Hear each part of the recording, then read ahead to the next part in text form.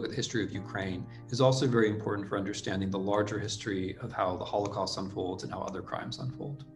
And so in Ukraine, along with Belarus, along with the Baltic states, the Holocaust emerges as a mass killing campaign. This is a terrible, terrible part about the history of Ukraine. But insofar as understanding the Holocaust is essential to understanding European history and indeed ourselves, this is a bit of Ukrainian history that we have to have in our minds. This podcast is dedicated to the dark history of Ukraine. So if NATO wants to make an alliance with this country, and they're not telling the rest of the world how they vetted this country, then I think we need to look at the history of this country.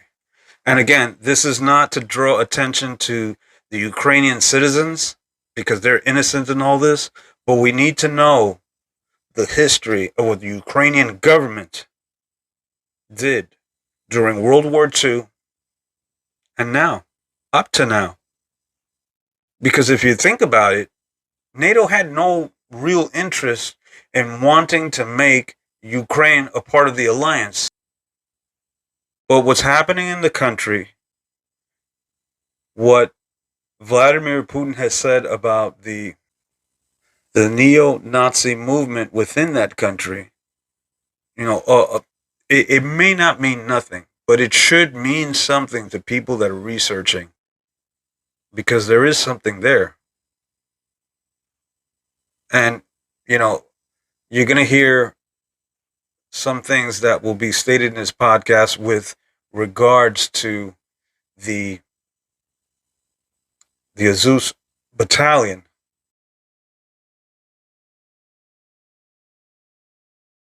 Which is basically a white supremacist group that exists in Ukraine, which is federalized.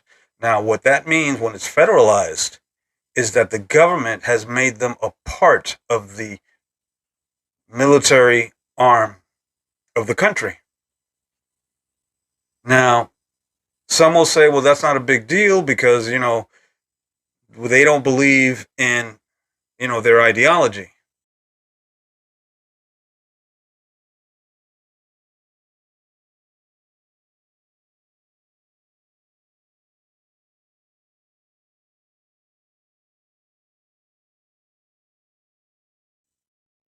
But if they're serving as part of your military, that ideology comes with them.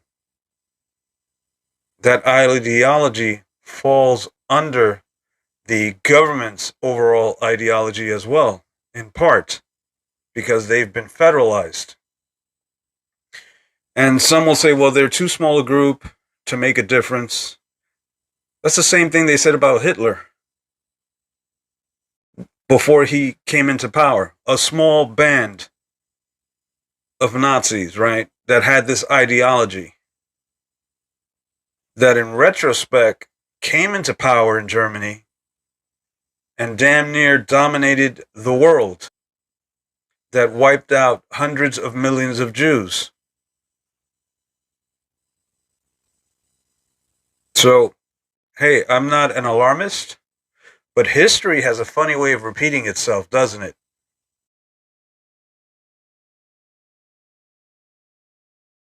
Common inside Azov. The symbols on their flags have been especially controversial. Azov says it combines the letters I and N for idea of nation, but extremism experts see it as an emblem of Nazism. The official symbol of Azov, it's a version of Wolfsangel. It was one of the symbols of one of SS division during the World War II. It is one of more or less usual symbols for neo-Nazi groups all over the world. And unfortunately, we're watching history unfold before us.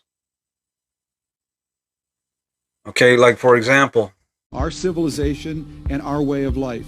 20 years ago, on Iraq, U.S. mainstream news outlets sold their audiences on a narrative, the WMDs, only to discover there were none, and that the geopolitics were far more complicated than they made them out to be. Still suffering from their own case of post-Iraq PTSD, American reporters and commentators seem more comfortable with the Ukraine story. But what I'm telling you is that a lot of things that are happening, a lot of the what the media is reporting is also a distraction for what's taking place, and our involvement and what this administration has been doing and what the leftist Democratic Party has been doing is putting us at odds with other countries. It's putting us at odds with ourselves. And it's becoming harder and harder to distinguish the truth from fiction. Like, you're going to hear a lot of things about the 16 biolabs that are in Ukraine that have been there for years, and that the United States and Dr. Fauci have been funding.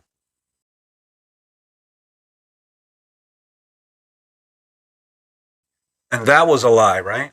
But it turns out it's not a lie, because this information was divulged.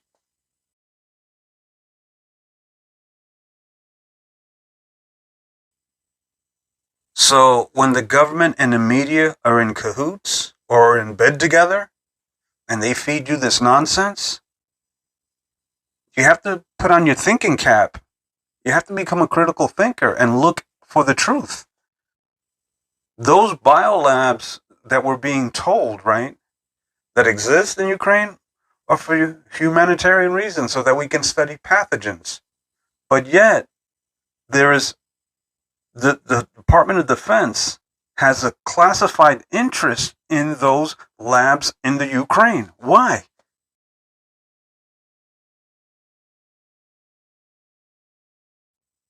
And the world doesn't need to know about it. That's how classified it is.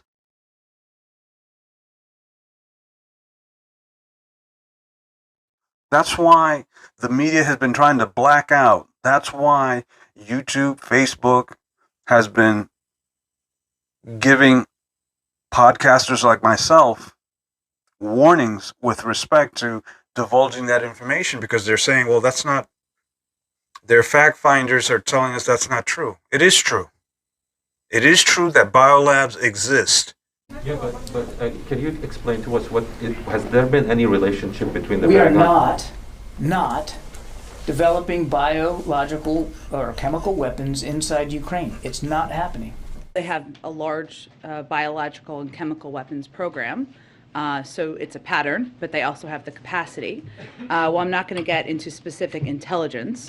We look at all of those factors, and we also know, and one of the main issue that prompted my Twitter thread yesterday was that Russia has a history also of inventing outright lies like this, which is the suggestion that the United States has a chemical and biological weapons program, or Ukraine does, that they're operating. I want to tell you that did Article 7 of this agreement subject information to the law of Ukraine on state secret to bypass the Biological Weapons Convention, which means you had a separate agreement with Ukraine to bypass a global UN Biological Weapons Convention. You wanted to keep something secret. What was that? False. That's false. None of these agreements that we have. That's not false. You can't dismiss it as false. I would remind you, it is not false. It is not false. Ms. Parthmore, please don't say it's false, because by saying it's false, you are committing an act of falsehood. There is an agreement signed between the United States of America and Ukraine. In fact, I can tell you it was signed at Kiev on the 29th of August, 2005. You cannot dismiss it as false. It does not circumvent any international treaties whatsoever.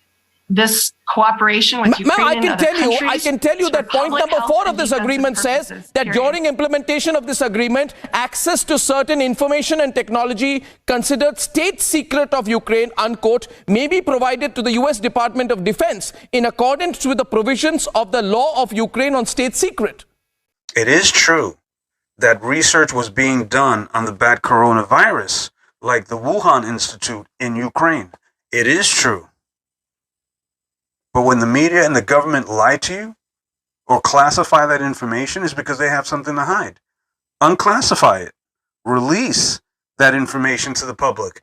And let's make that call ourselves to what is true and what is not true. Because nowadays you cannot believe the media. This is how deception works. This is how smoke and mirrors develop and misguide folks. But the truth is out there if you're willing to research it. The truth is out there if you're willing to put your ass on the line and report it. And by all means, I'm going to do it. You can cancel my ass. Cancel me. Who? Anyway. The dark history of the Ukraine. Pogrom. 9,000 Jews were killed, mostly by Ukrainians, but also SS Einsatzgruppe. Later, the Lviv ghetto was established to transfer Jews from there to concentration camps. It's a real thing.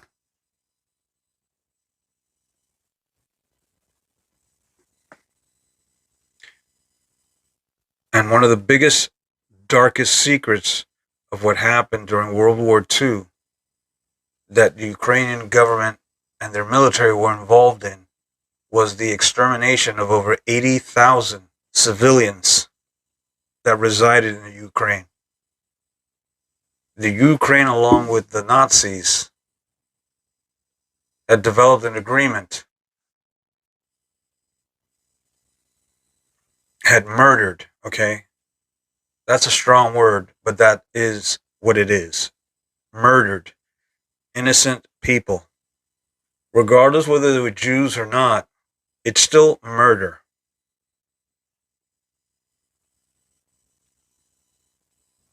And then you have a white supremacist battalion that is federalized in this country. And NATO wants to make an alliance with them? Idea Nazi. In March 2015, a battalion spokesman told USA Today that around 10-20% of the unit were Nazis. A provision in the Consolidated Appropriations Act, 2018, passed by the United States Congress, blocked military aid to Azov due to its white supremacist ideology. See, the world is heading to hell in a handbasket. I mean, it's already been predicted. Okay? Read Revelation and you'll know exactly what I'm talking about.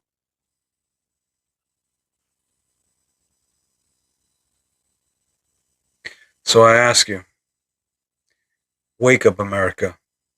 Wake up. CIA documents that just recently have been declassified show strong ties between U.S. intelligence and Ukrainian nationalists since 1946. From the CIA agency report, it is clear that they were not mistaken about the nature of Ukrainian nationalist organizations or their leader, Stepan Bandera himself. According to an OSS report of September 1945, Bandera had earned a fierce reputation for conducting a reign of terror during World War II. After the Second World War, Bandera and other Ukrainian Nazi leaders fled to Europe where the CIA helped them hide.